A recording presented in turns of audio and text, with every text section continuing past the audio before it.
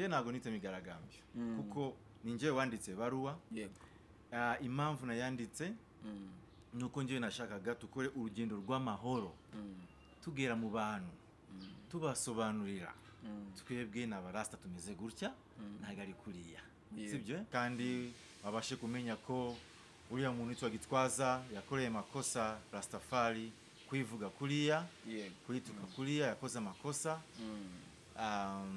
ibintu yakoze nago ari ukuri niyo mpamvu tubavuga ngo niba akeneye imbabazi z'Imana abanze asabe imbabazi abarasta bose kwisi. Imisatsi iravuzwe mu ibyanditswe bitagatifu muri Bibiliya muri isezerano rya kera ariya Imana yabwiye prophet Moise ngo vugana abana ba Israel iwe umugabo cyangwa umugore ushaka gukora isezerano ry'ubunaziri by'abanazareti yego gukora umuhigo w'Imana ahubwo nicyo rashaka abanaziri n'abanazareti abanazareti okay abanazi n'abanazareti Nazareti yari umugi muri Israel umugi ubanwa na abanaziri b'Imana babantu ni naho Yesu yavukiye niyo Yesu ni umunyanazareti Nazareti aturutse muri Egypt yavuzwe ngo azaba umunaziri w'Imana muri Bible aturutse muri Egypt azaza kubana muri Nazareti azitwa umunaziri w'Imana niyo nawe Yesu Kristo yujuje itegeko ry'abanaziri yari ameze kuriya nabandi bose yarameze gutya yego umunaziri nawe yari afite dread ni itegeko ry'abanaziri b'Imana iyo abantu bafashe umuhigo wo gukorera Imana bitanze kureka byose bagakorera Imana biyemeje kuriya bagomba gushira n'umusatsi bakareka kogoshwa icyuma cyogosha nikigere ku mutwe wabo iyo ngiyo bazaba bari gukorera Imana nibo banaziri b'Imana tugiye kuduhingero z'abanaziri b'Imana bari muri Bibiliya rero urabibona hanyuma gasoma tena kuri Samueli wa mbere umurongo chapter ya mbere umurongo wa 11 aho ngaho turabona story ya Ana mama wa Samueli mama wa Samueli ntabwo yasamaga ntabwo yabyara kubyara ntabwo yabyaraga sibyo nibyo hanyuma akaba ari gusenga Imana cyane imufashe ashobore kubona umwana akavuga ngo Imana numfasha gashobora kubona umwana w'umuhungu nzamutanga awi wawe awi umukozi wawe icyuma cyogosha ntabwo kizagera ku mutwe we ubwo azaba umunaziri akukorere wowe niho ubuzima bwa Samuel bwo bari bumeze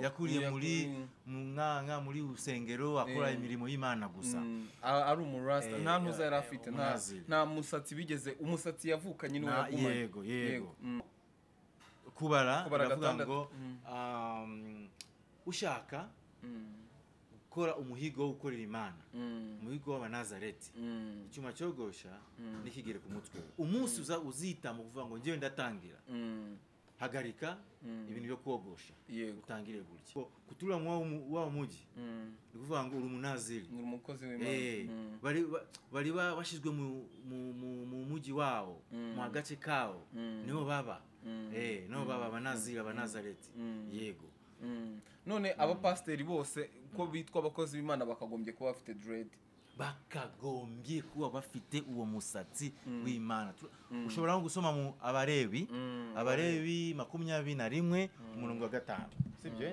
Abarebi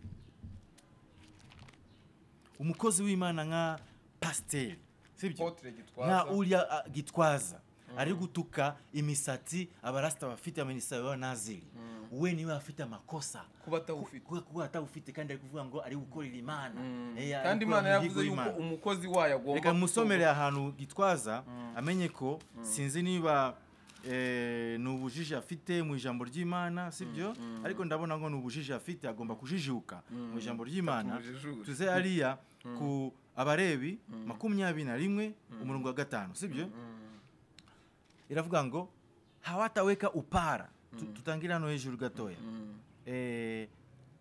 hata jitia unajisi kwa ajili ya mwanamke ya mwanamke mwenye mume katikati ya watu wa wake ili kujitia unajisi. Okay, n'ibindi ariko ya gatanu navuga ngo hawataweka upara juu ya vichwa vyao na ncha ya ndevu zao hawatanyoa na katika mwili wao hawatafanya mkato. Bivuga iki? Abarebi ni bali bahiswe kuba abakozi b'Imana. Abarebi bivuze muri Bibiliya, abarebi ni bali bakozi b'Imana bavuga butumwa bw'Imana. Bali wahawe uwo muhigo wo kuvuga umutumwa bw'Imana. Abo ngabo nabwo bazakora uruhara. Bazakora uruhara bazayogosha uruhara mu mitwe yao. Na ncha ya ndevu zao hawatanyoa kujya kuogosha ubwanwa kubuchonga ubwanwa nago bagomba kubukora, sibyo? Ikindi na katika mwili wao hawatafanya mkato. Mu mubiri wao nago bazayichonga kukatakata. Iyo ugiye muri salo bakakuogosha watangira no guchonga n'amaraso yashobora kuvamo. Iyo byose byavuzwe ku abakozi nyayo b'Imana bavuga butumwa nago bagomba gukora icyo kintu. Sasa uyu Gitwaza nibazi ibintu byose yari kugira icyubahiro ku ijambo ry'Imana. Yes, reka ntangire nguha ikaze wowe tubana mu makuru n'ibiganiro byacu bya buri munsi. Aka ni akanya twahisemo kugira ngo twongere tuganire. Tugiye kuganira n'umuvandimwe n'umurasta muri kubibona.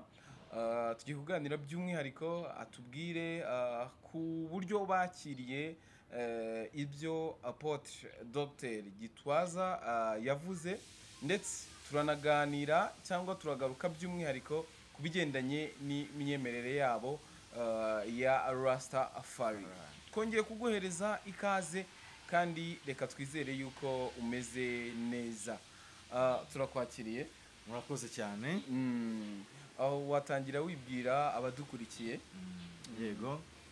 Mbere na mbere ku mazina nitwa Ras Bogalech Tafari cyangwa Steven Gakiga. Yego.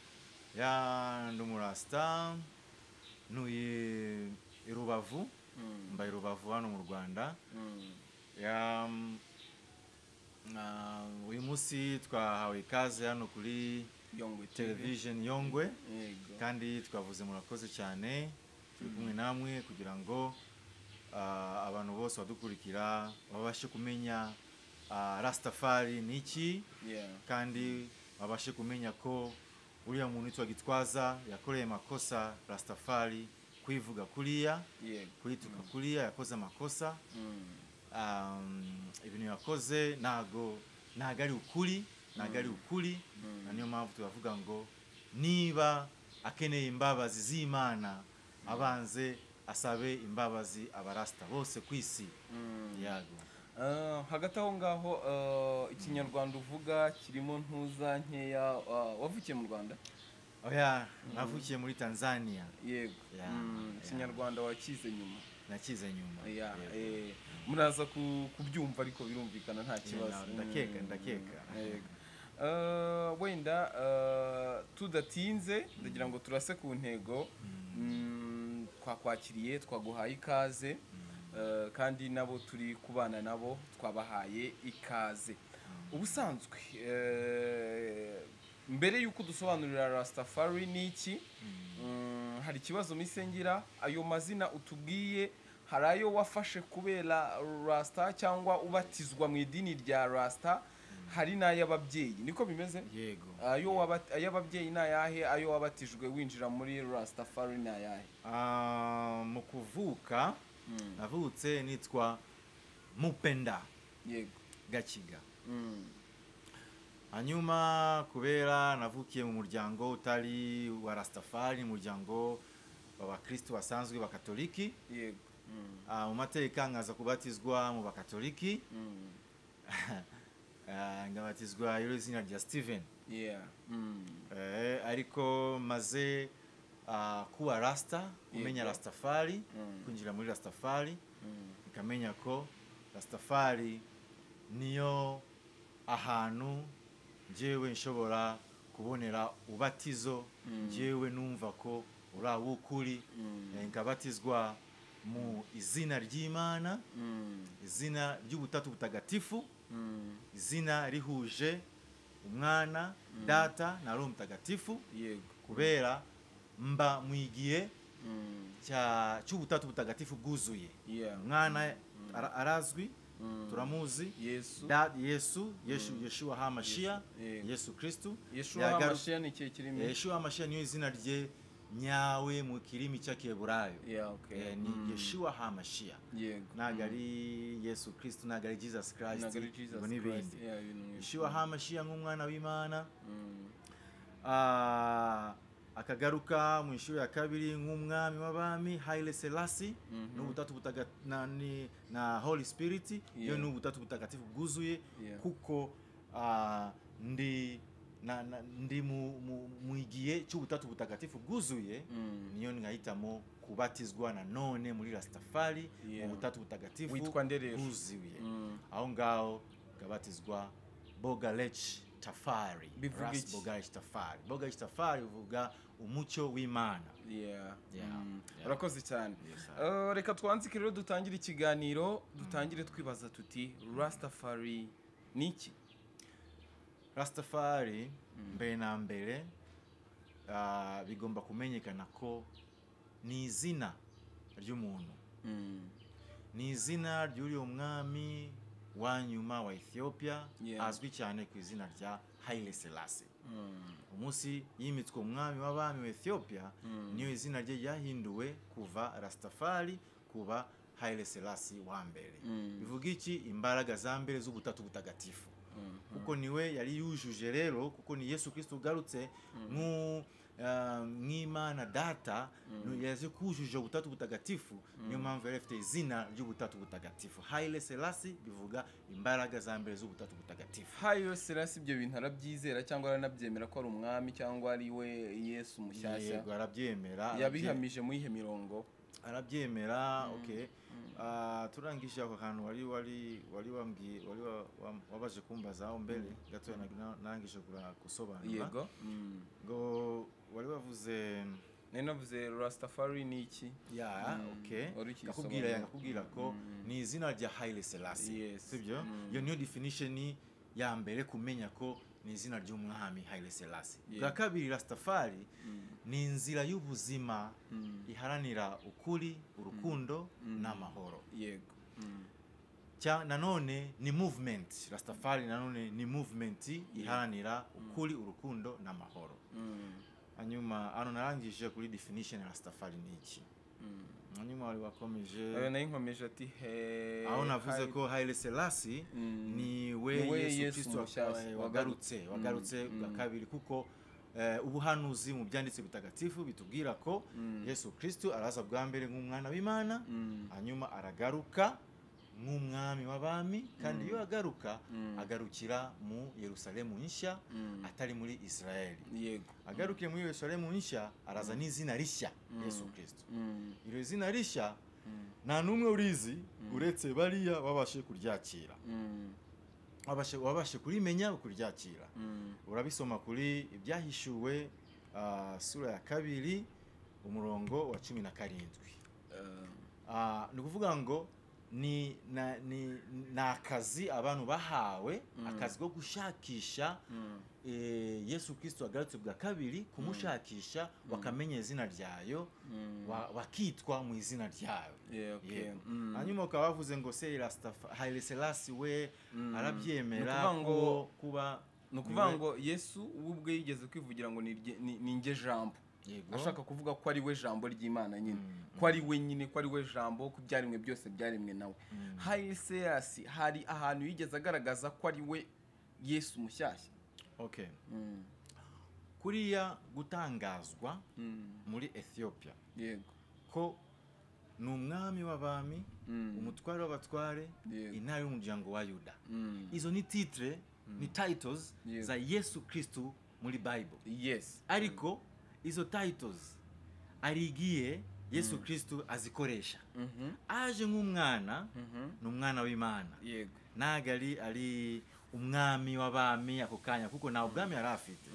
Yaje bwa mbere ari umuntu usanzwe ubwiriza sibyo usanzwe ubwiriza ariko agarutse bwa kabiri niyo aba umwami niyo agira character z'ubwami ategeka igihugu cye ategeke isi yategetse isi gute yategetse igihugu wadusobanura uburyo yategetse isi aha okay urabona Yesu Kristo agarutse bwa kabiri nk'umwami ntago aba umwami w'igihugu runaka gusa yego aturuka hariya ariko ubwami bwayo bashatse no kumwimika arabyanga abantu bashatse kumwimika arabyanga kuko yarazi ko nagari icyo gihe yego ntago ari umwami wa kiriya gihugu gusa umwami w'abami wami hose ku isi umwami w'abami rero bambaje ngo ni gute uvuga ko yabaye yategetse isi kandi yarayoboye igihugu okay yayoboye igihugu ariko isi ifite umuryango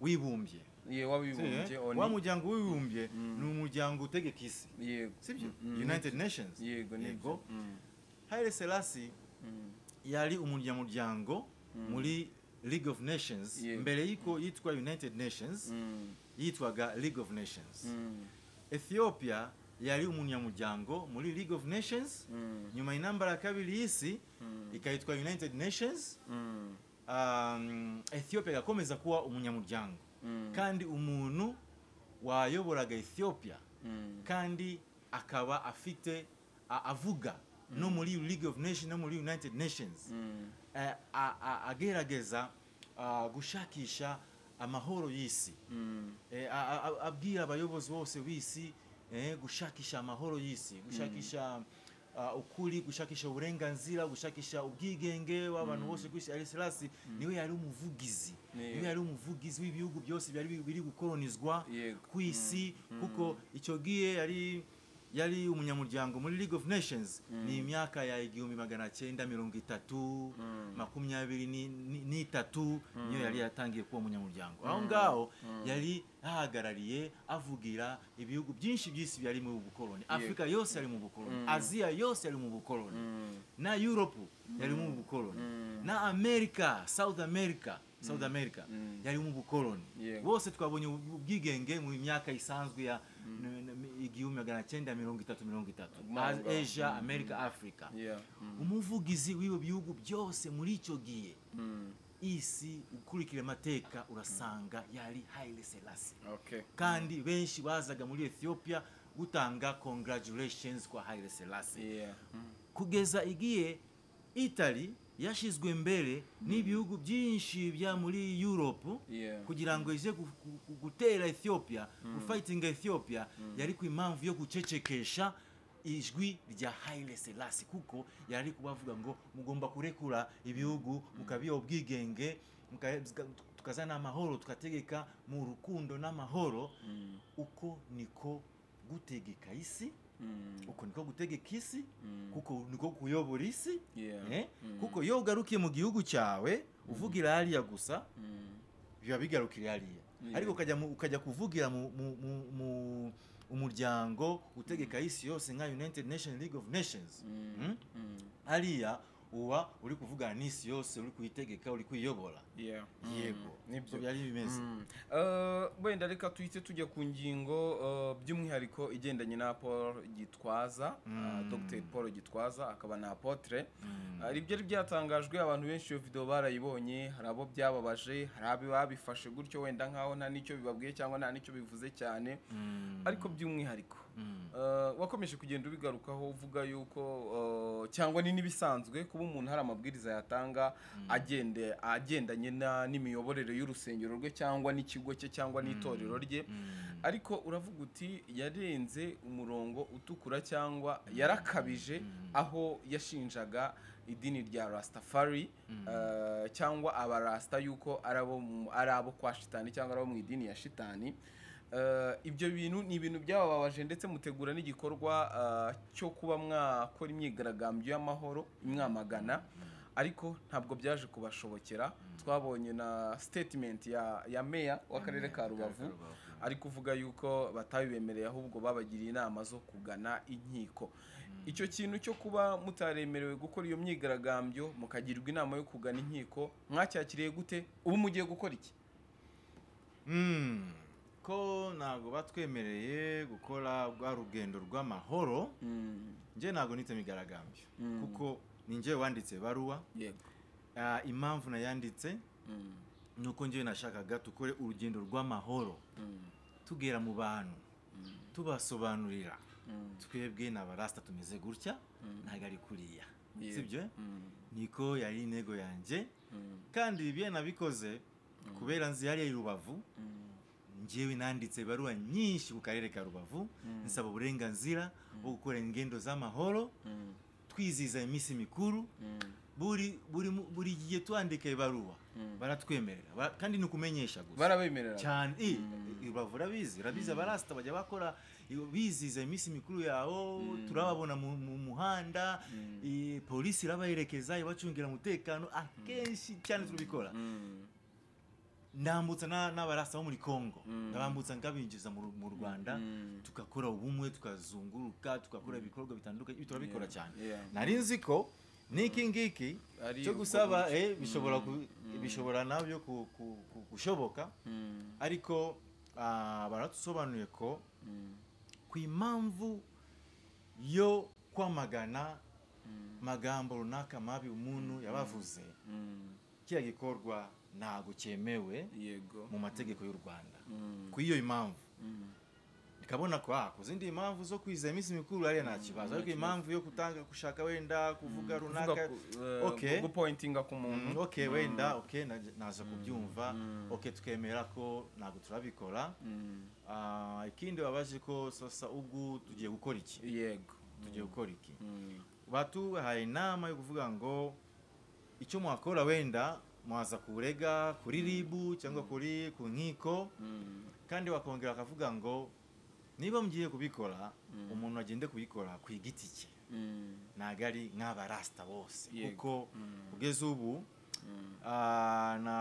nago mwemerewe mu mategeko ko muri kintu kizwi muri leta nka Rastafari yego ma documents ibintu nk'ibyo twabikoze abuze sawa ko icyo tugomba gukora niba umuntu ashaka kurega nk'umurasta uburenganzira bwanyu agiye kurega ku igiti cye turabarasta bengi hano mu Rwanda ari uwo cyangwa ari abo ashobora kujya ku rukiko ku igiti cye agakomeza n'ibyo ariko ngiye ku ruhande rwanje nabonye njyewe nta mpamvu yo kujya ku rukiko kujya guhangana nawe guta uwo mwanya wo kujya guhangana nawe ku rukiko ntago nashaka kumufunga amakosa yakoreye Imana azahanwa n'Imana kandi yo nimubwira ko amenye neza ko asaba imbabazi abarastafari ku isi hose kugira ngo ashobore kubona imbabazi Imana kuko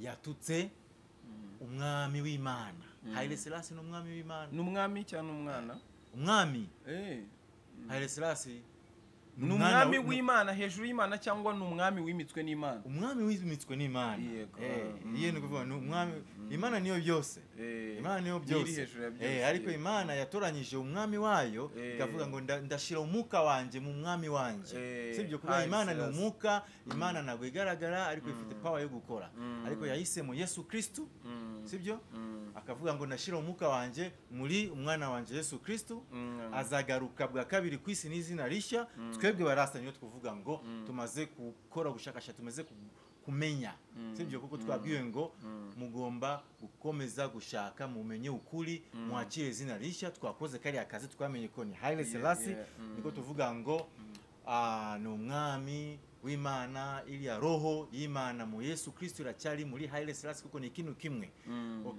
asaba imbabazi abarasta ashobore kubabarirwa kuko yatutse umukozi w'Imana umwami w'Imana umwana w'Imana yamukoreye makosa Imana hari ahantu wavuze yuko wenda sinzi niba hari ikindi turaza kuza wakongera ku byatangajwe na Gitwaza aka kanya umaze gutangaza yuko ku ruhande rwawe nta zindi manza ahubwo wenda murakomeza kwigisha abantu bagakomeza kumenya Rastafari gukora njyewe icyo ndakomeza gukora ni gukomeza gukorana na abanyamakuru sibyo mudufashe cyane kugeza ubutumwa bwacu wa Rastafari kila kintu ashaka gukora cy'urugendo rw'amahoro naco ari kigamije kuyimenyekanisha Rastafari neza kwimeze reka tuyikoreshe mu binyamakuru mudufashe tuyigishe Rastafari imenyekane neza aho bayikunda aho bashaka kuyikurikira baze badushake tukomeze nayo ni nuwo mujyo nshaka ko dukomezaho rero Rastafari ubundi wavuze yuko ari izina ry'Imana yego gute ni izina ry'Imana kuko ni izina rya Haile Selassie yego umwami w'abami wa Ethiopia umwami w'abami wa Ethiopia bivuga ngo niwe Yesu Kristo ugarutse bwa kabiri kuko ubuhanuzi muri byanditse bitagatifu Bibiliya biravuga ngo Yesu Kristo umwana w'Imana agomba kugaruka bwa kabiri ku isi agaruka Imana data yarari ni wajya bakoresha umwana w'intama yitwa gute umwana w'intama mu kinyarwanda yitwa sinzi mutavuse birashoboka ariko Yesu Kristo yaje bwa mbere nka lam mwana kondoo iyo temu ikoreshwa cyane mu Giswahili mwana kondoo wa Mungu yaje umwana w'intama aricwa gutyo ariko azagaruka nk'intare azagaruka nk'intare no tubivuga hariya kuri iki intare y'umuryango wa Yuda intare y'umuryango wa Yuda turabivuga hariya kuri turabisoma hariya kuri byahishuwe 5:5 intare y'umuryango wa Yuda yatsinze gufungura igitabu ibintu nk'ibyo biravugwa hariya neza azagaruka nk'umwami nk'Imana data sibyo kandi iyo agarutse aragarukira muri Yerusalemu nshya ntabwo azagarukira aho yaje bwa mbere muri Israel azagarukira muri Yerusalemu nshya Ethiopia byose biri muri Bibiliya hanyuma nose Ethiopia iri muri Bibiliya yuko ariyo Yerusalemu nshya cyane wadusomera yego twasoma Ethiopia tusome kuri Zaburi Zaburi 68 igice cya umurongo wa 31 sibyo muri Zaburi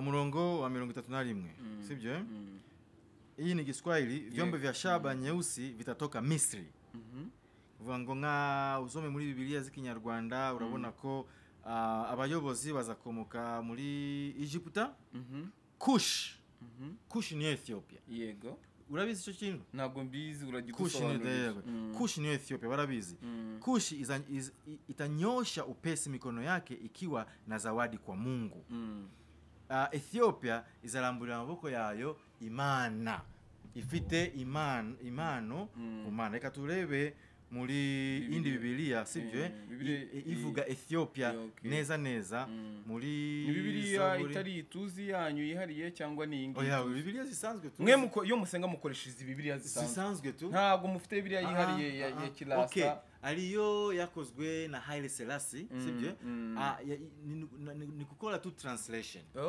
nta kintu yongeye si kuvuga ngo ni translation gusa gusemura kuivana mu rurimi rwa kera rwa gizi ya Ethiopia kuzana mu rurimi rushya ibyo byakozwe n'abantu benshi sibyo ibyo ni bisanzwe no mu Rwanda twarayi translate tugira ikinyarwanda iyo nayo abarasta tukizira cyane tugakoresha iyo ngiyo sibyo ariko udafite iyo ngiyo turakoresha n'izisanzwe kuko nago zitandukanye cyane tujye kuyisomera kuri iyi ngiyi y'icyongereza ni Zaburi ni Psalm sibyo niyo Psalm 68 31 sibyo 31 aho ngaho nawe urareba ko princess shall come out of Egypt Ethiopia shall soon stretch out her hands unto God so abibonye so abonye Ethiopia hano ni Ethiopia hano ni Kush ni gute Kush niyo izina rya kera rya Ethiopia kera yitwaga Kush yaba Kush niyo mpamvu ari ryo bakoresheje hari Kush urayibona nahari abavuga ngo ubusitani bwa Eden. Ubusitani bwa Eden kera wari ufite umugezi harya ngo ni Zaburi 68 umurongo wa 31. Yego. Okay. Kush ni izina rya kera rya Ethiopia. Ethiopia abanza yitwa Kush. Igahinduka izina yitwa Abyssinia. Yego. Igahinduka Abyssinia ikaza Ethiopia. Okay. None kuri translation niyo ahantu ushobora gusanga akoshwa Ethiopia akoshwa Kush. Yose ni kimwe. Okay. Fine. Sasa aho ngaho warimbaje ngo Ethiopia nari kugusobanura impamvu Ethiopia ariyo Yerusalemu nshyashya. Wari umaze kubitubwira. Aha. Ethiopia iri muri Bibiliya inshuro nyinshi zitandukanye. Sibyo? Yego. Kandi urebye tena cyakwereka ahantu tena kuri Yesaya. Yego. Sibyo? Yesaya. Muri Yesaya. Yesaya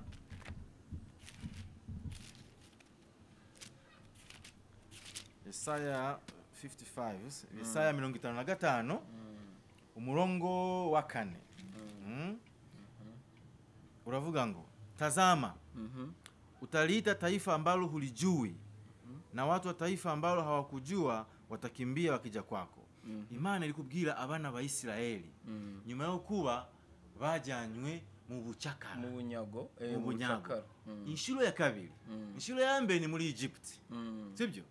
Imana ikaeleza Moses akabakurayo muri Egypt akabazana Kanani. Aho ngaho Kanani nyuma yo gukomeza gukosera Imana, gukorera Imana amakosa abana ba Isiraeli, guhemukira Imana. Imana yabaretse akavuga ngo ubu nabaretse muzajyanwa mu bunyago mu bihugu bya ibihugu bya kaskazini north ni amajyaruguru. Ibihugu by'amajyaruguru. Kandi ikivuga ngo za Amerika uko yo ubona babirabura bajyanye mu bunyago mu bukoloni mu bunyago mu bucakara